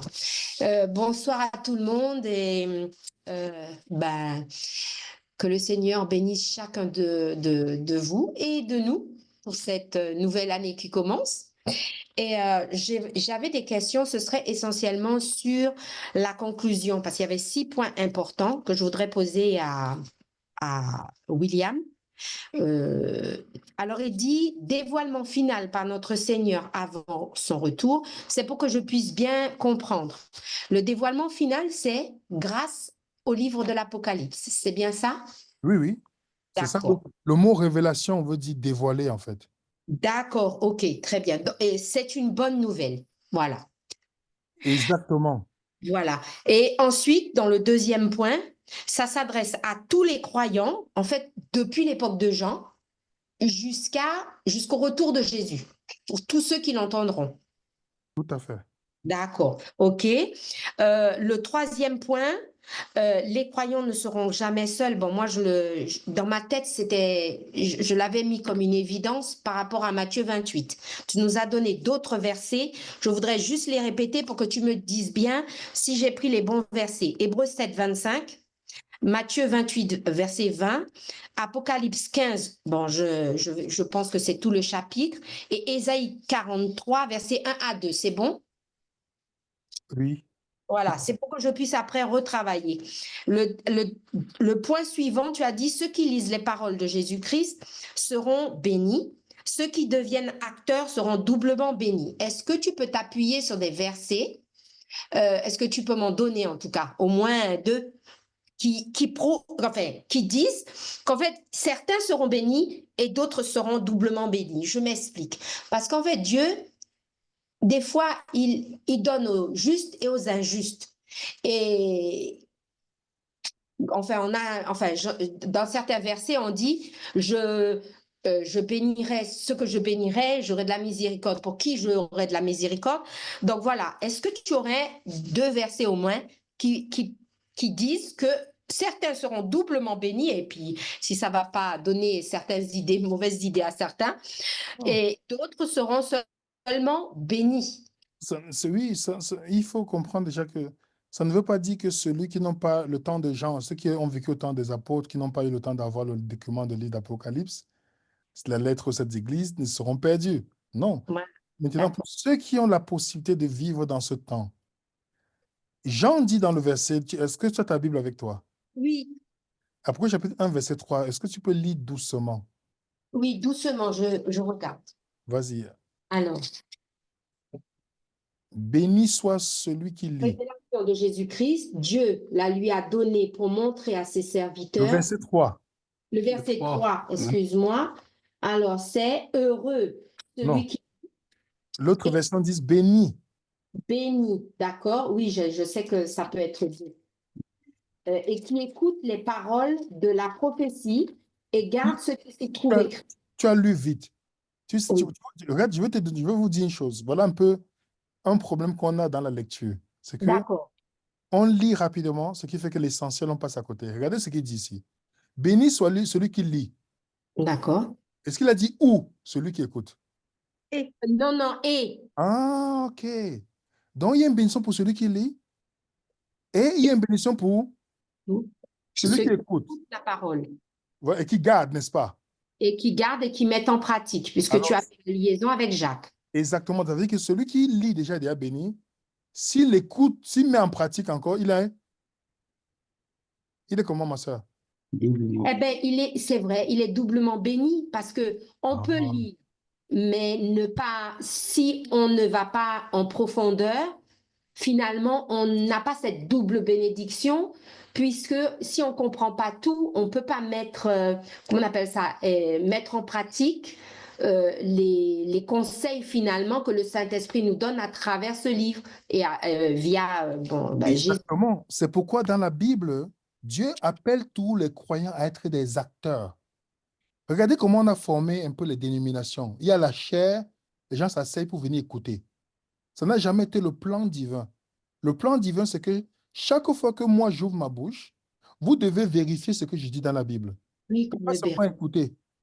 C'est ce qui fait que l'ennemi a changé la structure des choses. Et c'est devenu une norme pour nous. Quand quelqu'un regarde une vidéo, il va regarder comme s'il écoutait, voilà, sa série ou quelque chose, voilà, sans toutefois ouvrir sa Bible pour vérifier si ce que la personne dit, c'est vrai. D'où les gens peuvent prospérer et avoir l'avantage sur nous autres. Béni soit celui qui lit et qui écoute, qui met en pratique. Je vous donne un exemple. Il y a un verset que vous connaissez tous, qui est dans le Psaume chapitre 1. Oui. Je vois que je suis sûr que quand on prend le temps de lire, je sais que tout le monde peut réciter ce psaume. Mais si on prend le temps d'étudier le psaume, vous allez comprendre que ça dit autre chose. Si tu lis le psaume 1 qui dit « Heureux soit celui qui marche selon les conseils qui ne marche pas selon les conseils des méchants, qui ne s'assied pas selon dans la voie des pécheurs, qui ne s'assied pas au banc des moqueurs. » On connaît tout ça, n'est-ce pas? Oui. Qui prend plaisir à la loi de Dieu, qui la médite jour et nuit. Mais, et après on dit, il est comme un arbre planté près des eaux courantes, qui rend son fruit en sa saison, dont le feuillage ne flétrit point, tout ce qu'il fait, il réussira. Il n'en est pas de méchant. Remarquez bien comment on compare les croyants. Comment on compare le croyant ici? Aux arbres. Alors, celui qui lit ce psaume, il dit que le croyant met la parole de Dieu. La loi de Dieu, ce n'est pas les 10 commandements ici, hein. C'est le livre de Moïse, dans l'Ancien Testament. Comment le croyant, il produit les feuilles et les fruits de sa saison? En méditant jour et nuit. Voilà. Le mot méditer, là, qui veut dire lire, étudier, mettre en pratique. Le croyant, lorsqu'il fait ça, il va produire les feuilles et les fruits. Est-ce que le méchant n'est pas aussi un arbre? Oui, c'est un arbre. Mais il ne porte pas le fruit. Remarquez bien ici. Quand vous regardez, pour ceux qui sont en Europe, vous n'avez pas remarqué qu'il y a les arbres qui perdent leurs feuilles en hiver? Oui. Il y a les arbres qui ne perdent pas leurs feuilles en hiver? Oui. Qu'est-ce qui fait la différence? C'est la racine. Les arbres qui conservent leurs feuilles en hiver ont des racines plus profondes dans le sol. Oui, comme disait mon mari, il ajoutait la nature de l'arbre qui fait la différence finalement entre le juste, le croyant qui... Exactement. Est-ce que je suis enraciné profondément? C'est pourquoi celui qui écoute et met en pratique, c'est celui qui s'enracine profondément. Et ainsi, les conséquences, c'est qui va produire le fruit. Les fruits. Et les feuilles qui sont le symbole de la foi, en fait. D'accord. C'est les feuilles qui reçoivent la lumière. Donc, quand tu perds les feuilles, tu n'as plus la foi, en fait. Mhm. Donc, ça, c'est juste une illustration. C'est pourquoi il y a D'accord. double bénédiction. Il ne faut pas seulement lire. Oui. Il faut, OK, Jean a dit ça. Comment ça s'applique avec moi aujourd'hui? Ah, D'accord. donc, je dois être heureux que Jésus revienne bientôt et non d'avoir peur. Je dois avoir confiance que malgré tout ce qui est cité, vous voyez que, est-ce que c'est ça le point? Quand je commence à mettre en pratique dans ma marche chrétienne, ma vision, je vais produire les fruits. OK? Alors, j'aurais encore, c'est les deux derniers points importants de la conclusion que tu as donnée. L'apôtre a reçu cette vision le jour du Seigneur, qui est le jour de la résurrection, si j'ai bien compris. Mais à l'époque de Jean, bon, j'ai bien compris qu'à notre époque, c'est problématique par rapport à un jour. Bon, je ne vois pas pourquoi, parce que finalement, il a reçu la vision et que le plus important dans cette vision, c'était finalement le message qu'il en retirait, non seulement pour l'époque et ensuite pour nous par la suite, mais je voudrais savoir, à l'époque de Jean, est-ce qu'il y avait déjà un problème à propos du jour du Seigneur? Pas du tout. Bon, d'accord, Pas du tout. voilà, répondu à ma question. Alors, le dernier point que tu as donné, je l'ai résumé de cette manière. Puisque Jésus, de toute manière, sera toujours avec nous, c'est grâce à deux personnes, Jésus-Christ et le Saint-Esprit. Je ne dis pas de quelle manière. Bon, il a promis, donc la promesse étant sûre et certaine, voilà, je m'arrête là. Jésus-Christ, finalement, a tous les attributs de Dieu et est Dieu, et a pour témoin le Saint-Esprit. Déjà dans le Nouveau Testament, on le voit. Donc, dans l'Apocalypse, c'est encore de nouveau signé. Le Saint-Esprit est l'esprit de la prophétie et pointe à Jésus. Est-ce que de ce côté-là, je ne me suis pas trompée? Non, tu t'es pas trompé. D'accord, voilà. C'est ce que je voulais savoir. Merci beaucoup, hein. Voilà. Bienvenue. Merci beaucoup, Jean-Marie et Natacha. Alors, il y a des questions sur le chat, William. Alors, il y a Amy Tamadao qui nous demande le jour du Seigneur, donc c'est égal le jour où Jésus est ressuscité. Et alors, il dit, est-ce que c'est tous les jours, ce jour-là uniquement la résurrection, ou tout, on fait référence à tous les dimanches? Non, il fait référence. Il faut comprendre, comme j'ai dit, le document est disponible sur Internet. Historiquement, je vais vous donner un exemple. Jean écrit étant comme un prisonnier politique. Vous êtes d'accord avec moi? Mhm. Dites-moi, est-ce que vous êtes d'accord avec moi? Oui. Est-ce que vous savez que lorsque Jean écrit, il est il a face en lui, il a dans son lettre, il est face à des accusations. C'est pourquoi il l'a emprisonné, non? Mhm. Alors, comment Jean doit écrire à des gens pour qu'on ne fasse pas de lui quelqu'un qui veut créer, je ne sais pas comment on appelle qui veut créer une révolte, Soulèvement. un soulèvement. Dans le chapitre 1er, Jean dit, révélation de Jésus-Christ que Dieu lui a donné pour montrer à ses serviteurs, les prophètes, qui doivent arriver bientôt et qu'il a fait connaître. Le mot connaître, là, c'est très important de souligner. C'est le mot sémao. Sémao qui veut dire parler par des symboles. OK? Mhm. Donc, quand Jean écrit, il dit, je fus ravi au jour du Seigneur. Il ne dit pas que qu'il y a un jour d'adoration au Seigneur.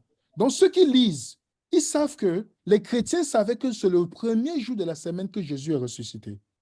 Mhm. Donc, il leur indique déjà par là que eux qui lisent, ils vont savoir de quel jour Jean parle ici. Jean ne s'adressait pas aux Juifs. Il ne s'adressait pas aux Français. Il s'adressait à des gens, à ces gens-là. Toutes les églises, Éphèse, tous ces endroits, les païens qu'on a convertis, ils savent c'est quoi le jour de la résurrection de Jésus, puisque les apôtres répétaient ça tout le temps et chaque fois. Ce n'est pas que c'est un jour saint. Non, ce n'est pas considéré comme un jour saint. C'est qu'ils pouvaient savoir, ah, donc, c'est ce jour-là que Jean était, il a eu la vision. Est-ce que vous comprenez, les amis? Sauf que certaines personnes ont lu ce verset, voulant aller dans l'Ancien Testament, prendre Ésaïe 58. Moi, mais je pensais ça. Vous dites, ah, le jour du Seigneur, c'est le sabbat. Ce n'est pas ce que Jean dit ici. Ce n'est même pas la même chose. OK? Le jour, les premiers chrétiens avaient les référents historiques. Je ne sais même pas pourquoi c'est l'objectif de cette présentation. On parle de la révélation de Jésus. Mais c'est une bonne question que chacun d'entre nous doit lire le document. Si vous voulez une étude, on pourra faire une étude là-dessus. Ça me fera plaisir de faire une étude, même la semaine prochaine, là-dessus. Toujours dans notre contexte d'étudier notre livre d'Apocalypse. On est d'accord, les amis? Est-ce que vous le voulez ou pas? Mhm. OK. Oui. Parce qu'on doit étudier. Comme je dis, les amis, on vient tous comme les enfants. Ça veut dire qu'on vient là, on doit lever tout ce que nous avons pris comme idée et s'asseoir pour étudier comme si, voilà, Seigneur, je veux comprendre selon l'histoire et la Bible. C'est tout ce qui m'intéresse, Seigneur. Tout ce que ma dénomination me donne, je le mets à la poubelle. Comme ça, on avance petit à petit, par la grâce de Dieu. C'est bon pour tout le monde? Oui. Donc, est-ce qu'on se donne confirmation que la semaine prochaine, on fait sur le jour du Seigneur? Très bien. Il y a d'autres questions, donc du coup, Voilà. Puisque c'est on va venu. les laisser pour la semaine prochaine. D'accord. Très bien. Ben, on va poursuivre avec les questions du chat. Alors, il y a iPhone Pliméa qui nous demande, les adventistes prêchent le message des trois anges, or il faut annoncer la bonne nouvelle. Qu'est-ce que le message de la bonne nouvelle, s'il vous plaît? C'est l'évangile. Hmm. L'évangile. Il n'y a pas un autre nouveau message, c'est l'évangile. Jésus l'a dit, les apôtres l'ont dit, c'est l'évangile. Donc, tout ce qu'on peut vous dire en dehors de ça, c'est un autre évangile. Le message des trois anges, ce n'est pas un message, voilà, qu'on a dit d'aller prêcher. Quand vous lisez Apocalypse chapitre 14, comme je vous dis, les gens sont pressés. Allons doucement. Comme les Italiens disent, piano, piano. Allons doucement. On va y arriver. On n'est qu'au chapitre 1er. Et on ne va même pas partir au chapitre 2 la semaine prochaine. On sera en train de faire le c'est quoi le jour du Seigneur. Donc, prenons doucement. Et comme ça, quand on va arriver, voilà, que Dieu nous donne la patience. OK, les amis? On va y arriver par la grâce de Dieu. Merci. Alors, Dissou nous demande, pourquoi disons-nous toujours Apocalypse alors que le texte est une révélation et une bonne nouvelle? Beaucoup, en prononçant Apocalypse, pensent à quelque chose de sombre. Pourquoi? Oui, parce que c'est les traducteurs qui ont influencé. Vous voyez? En fait, c'est révélation. Le mot, c'est dévoilé. C'est les Mm. traductions qui ont. Voilà, c'est en fait l'objectif. Les gens qui ont commencé à traduire ont traduit ça dans un sens catastrophique, en fait. Pourtant, on te dit, c'est la révélation de Jésus. Le mot qui est intéressant, qui est utilisé, ça fait référence un peu à apocalypsis. OK? C'est ça le mot qui est là. Apocalypsis, c'est-à-dire dévoiler. Tu dévoiles quelque chose. Donc, on dévoile quelque chose qui est caché. C'est pourquoi vous allez voir que le livre d'Apocalypse résout beaucoup de problèmes. Et si vous avez de la confusion, si le Saint-Esprit existe, si le Père est différent de... ça résout les problèmes, ça dévoile les choses qui n'étaient... Voilà, c'est très intéressant ce livre. Et je comprends pourquoi il est accompagné de bénédictions. Mm. Merci. Alors, Vanessa nous demande si Jean parlait aux églises, parce qu'on a vu les 7 églises et que c'était des églises physiques, de l'époque, la marque de la bête existait-elle à cette époque? On est déjà là. Je pense qu'elle n'a pas dû voir peut-être le Mhm. début lorsque tu disais les deux. Exactement. On va arriver là-dessus. Je dis à Vanessa qu'elle ne s'inquiète pas, qu'elle peut dormir en paix. On va arriver par la grâce de Dieu. Dieu nous donne la force et la santé. On va y arriver par la grâce de Dieu. On verra comment les gens de l'époque de Jean ont vécu la marque de la bête. Je vais vous donner les référents historiques. Ne vous inquiétez pas, les amis. On est en train de mettre tout en bas pour pouvoir baser tout ce que nous croyons sur l'histoire et l'eschatologie pour mieux arriver à l'interprétation biblique. Donc, ne vous inquiétez pas là-dessus, mes frères et sœurs. Oui, ils ont vécu la marque de la bête à l'époque de Jean. Merci, William. Alors, soyons patients, étudions, et on va arriver petit à petit.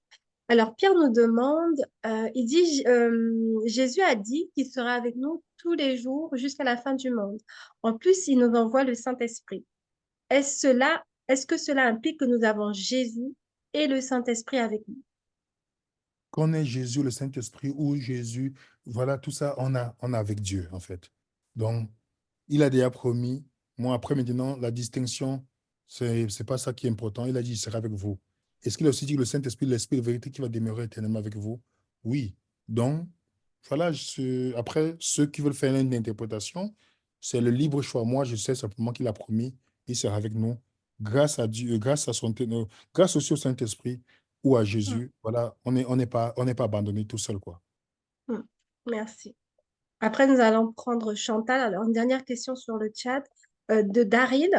Bonjour tout le monde. J'ai une question pour William. Est-ce que vous faites des groupes de suivi pour ceux qui veulent être en Christ? Donc, je pense que ce serait peut-être mieux qu'il envoie un message à venir résonnant. Non, mais Ah, il faut qu'on clarifie ça ici. Nous ne le ferons pas et nous, on n'en va pas le faire.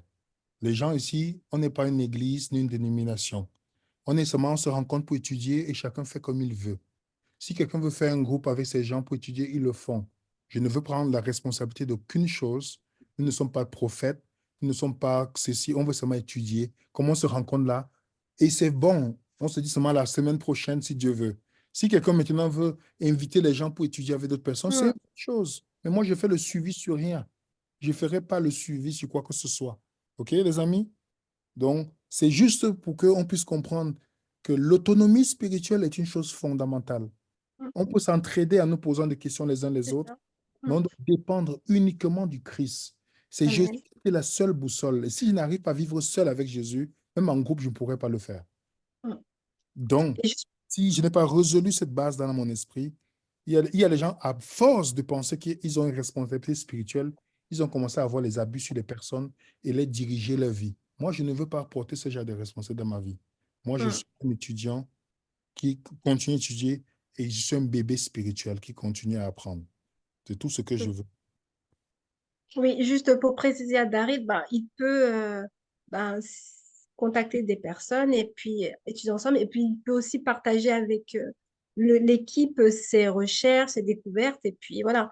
Mais il n'y a pas de suivi, enfin, on n'est pas à l'école pour noter, enfin, pour faire un suivi. On est vraiment là pour être indépendant spirituellement, mais ça n'empêche pas qu'on puisse partager voilà, les uns avec les autres. Voilà, tout simplement. Donc, nous allons prendre Chantal et après, nous allons voir les questions sur le chat. Chantal, allez-y pour votre question. Donc, restons sur le sujet hein, si c'est un rapport avec. Chantal, allez-y. Bonsoir. Oui, bonjour. Bonjour. Bonsoir à tous et bonne année.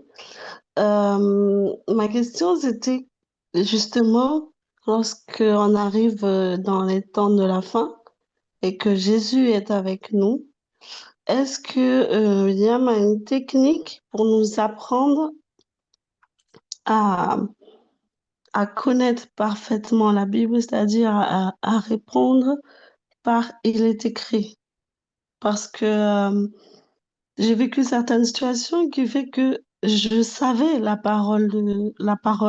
Je savais ce que Jésus disait et je répondais en disant, oh, Jésus nous a dit, mais je savais pas le situer vraiment. Et là, la personne m'a eu parce que la personne m'a dit, mais oui, mais montre-moi, c'est écrit où? Et c'est là que j'étais bloquée. Je cherchais, je dis, mais je sais plus où c'est. Donc, est-ce que tu peux nous donner une technique d'enseignement pour savoir correctement retenir les versets à tel endroit? Euh, Sincèrement, moi, je ne sais pas s'il y a une technique, mais comme je dis, on étudie, comme on voyait, on se rencontre, on étudie. C'est comme tout à l'heure, j'ai donné un exemple. Si quelqu'un vous dit que Jésus n'est pas Dieu, vous partez vous avez une Bible. Est-ce que vous avez une Bible physique? Oui, Alors, prenez souvent vos petites notes dans votre Bible physique. Comme ça oui, vous permet de vous retrouver si vous n'avez pas mémorisé. OK? d'accord. Donc, vous prenez, par exemple, si on vous dit que si vous savez qu'on va vous poser la question que Jésus n'est pas Dieu, alors vous partez dans le livre de l'Apocalypse, vous partez sur le texte comme on a donné au début, vous notez quelques petites références avec un crayon. Ouais, avec un petit crayon, vous notez tout et tout. Comme ça, quand quelqu'un vous pose la question, ou quand quelqu'un vous dit Jésus est le premier-né, c'est une première créature, vous partez dans Colossiens chapitre 1, verset 15. Vous notez à côté toutes les versions, tous les versets où on parle de premier-né qui ne parlent pas de créature dans la Bible. Vous mettez à côté. Comme ça, quand vous posez la question, vous avez les références. Vous voyez? Là, c'est d'abord comment revenir à la Bible. Maintenant, pour étudier la Bible, comment on fait? On partage ensemble. C'est l'étude qu'on fait au fur et à mesure. Il n'y a personne qui arrive dans un moment en disant que je connais tout, en fait. On est dans un... Chaque jour, on étudie, on apprend quelque chose de plus. Vous voyez ce que je veux dire, ma soeur? D'accord, merci beaucoup. S'il faut seulement se mettre dans un environnement où vous étudiez tout le temps, où vous questionnez. C'est pourquoi après le livre d'Apocalypse que nous allons faire, on a prévu faire là de défendre sa foi sur le sanctuaire. Puisqu'on a refait cet institut sur le sanctuaire, vous allez venir, on va vous poser des questions, vous devez répondre. C'est pour nous entraîner un peu dans ces choses-là, Chantal. Tu vois ce que je veux dire? Oui, Et puis maintenant, comment étudier la Bible? Donc, il n'y a pas une technique définie. C'est Mm. comment tu veux étudier la Bible? Tu veux étudier les thèmes? Tu veux étudier un livre? Parce que si tu veux étudier par thématique, c'est différent. Si tu veux étudier un livre, c'est différent. Si tu veux étudier, par exemple, les livres des Psaumes, c'est différent. Le livre de Proverbes, c'est aussi différent. Donc, il y a différentes méthodes pour chaque chose. Tu vois ce que je veux dire? mhm. Donc, après, si vous avez des questions, il ne faut pas hésiter de nous poser au fur et à mesure, par la grâce de Dieu. D'accord, merci beaucoup. Bienvenue. Hmm. Alors, il y a une question de Brian, mais je ne comprends pas trop bien, désolée. Donc, si vous avez la possibilité de lever la main, c'est par rapport à Apocalypse 22, 12. Donc, je ne sais pas. Donc, si vous avez la possibilité, levez la main et puis on va vous donner la parole pour la question. Terminé, Marie-France. Comment? Dis, on va bientôt terminer. C'est ici, il y a une autre question. Oui, alors, je vais aller vite. Mina qui demande, donc au sujet de l'homme vivant mais mort, cela se traduit par tout homme né mort. Ce n'est qu'à travers Jésus-Christ que l'homme va renaître ainsi pour avoir la vie. L'homme est supposé, alors je ne sais pas si c'est une question, l'homme est supposé être en vie, non seulement de corps, mais d'esprit aussi. Cela que par Jésus-Christ. Il y a beaucoup qui refusent d'écouter que le Saint-Esprit. Bon, je pense que c'est une intervention. Je pense que c'est tout, hein. C'est tout. Mais il n'y a pas d'autres questions. Ah oui, alors là, il y a le frère du Togo qui demande pourquoi c'est seulement cette église que Jésus s'est adressé? Pourquoi c'est à cette église que Jésus s'est adressé? Comme on a déjà expliqué, 7, c'est un chiffre qui est bien connu dans la Bible, qui est un chiffre complet. C'est pour parler de la Mm, complétude du message qu'il adresse, quoi. mm. Très bien. Je pense qu'on a terminé. Voilà, il y a beaucoup de questions par rapport au jour du Seigneur, mais comme sabbat prochain, on va faire une étude dessus, donc c'est parfait. Voilà, donc merci à tous pour ce moment de partage. Merci pour vos questions. Et en tout cas, bonne continuation chrétienne à tous, hein. Ce n'est pas que le premier jour de l'année, hein, jusqu'à notre dernier sou, c'est le plus important. Donc, nous allons prier pour mettre fin à ce moment. Et puis, on vous dit à la semaine prochaine, si Dieu veut. Donc, prions. Tendre Père, nous te disons merci. Merci pour ce moment. Nous avons pu étudier, nous avons pu introduire ce merveilleux livre qui est l'Apocalypse, la révélation de Jésus-Christ. Merci Seigneur de nous donner ta paix, de nous donner cette espérance qui est en toi, car nous savons que Jésus a déjà vaincu. Puisses-tu être avec chacun de nous et que le Saint-Esprit puisse dissiper nos craintes et nos doutes, car nous savons qu'il est le consolateur. Jésus nous a dit qu'il ne nous laissera pas orphelins, donc, et qu'il sera toujours avec nous. Donc, merci pour ces promesses et que nous puissions y croire et les faire nôtres. Ce sont les grâces que je te réclame par le nom puissant de ton Fils Jésus. Amen. Mm. En tout cas, bonne semaine à tous, bonne soirée.